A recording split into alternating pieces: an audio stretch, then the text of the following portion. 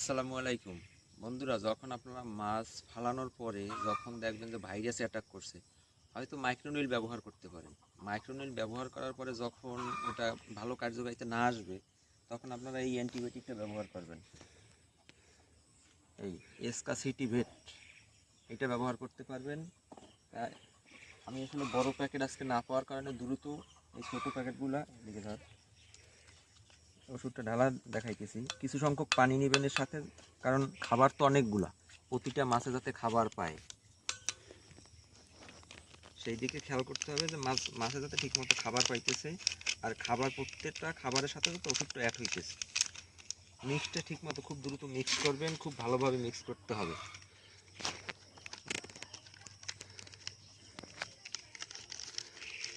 আপনার 20 কেজি খাবার নিলে সাথে কমপক্ষে 200 গ্রাম অ্যান্টিবায়োটিক ব্যবহার করবেন।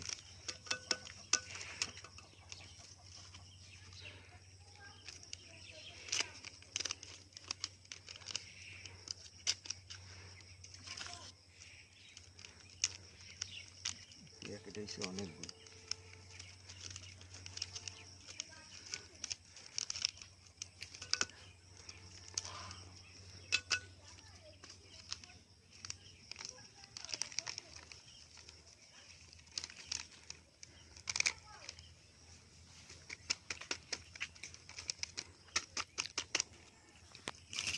এর সাথে এই যে ভিটামিনটা, এই ভিটামিনটা অবশ্যই মিক্স করে দিবেন।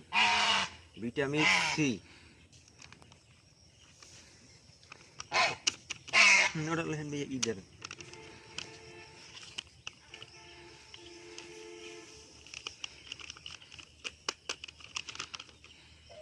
এরপরে লিভার টনিক ওই সাথে মিক্স করে অবশ্যই দিবেন। লিভার টনিক আপনার খাবার উপরে ডিপেন্ড করবে। 200-250 মিলি।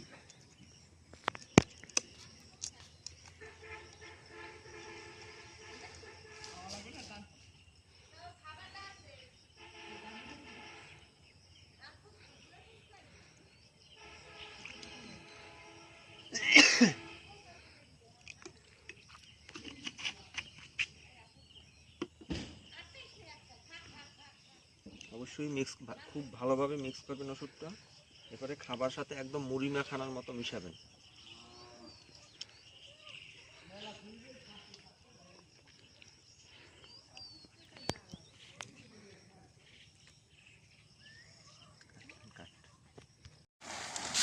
আমরা খাবারের সাথে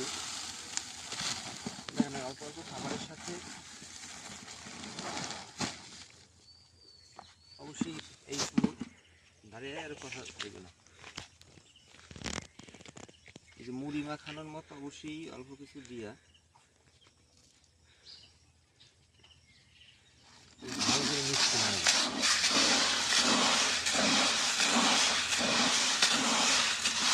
যাতে প্রতিটা খাবারের সাথে ওষুধটা মিক্স হয়।